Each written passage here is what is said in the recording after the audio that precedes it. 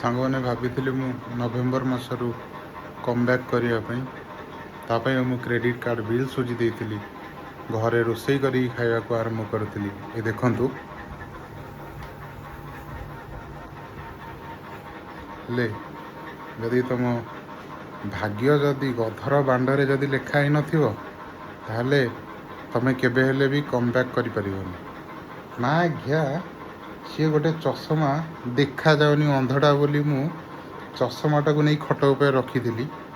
ମା ଆଜ୍ଞା ତା ଉପରେ ବସିକି ମୋ ଗାଣ୍ଡି ମରେଇକିରି ଚଷମା ଦୁଇ ଫାଳ ଗୁଣ୍ଡ।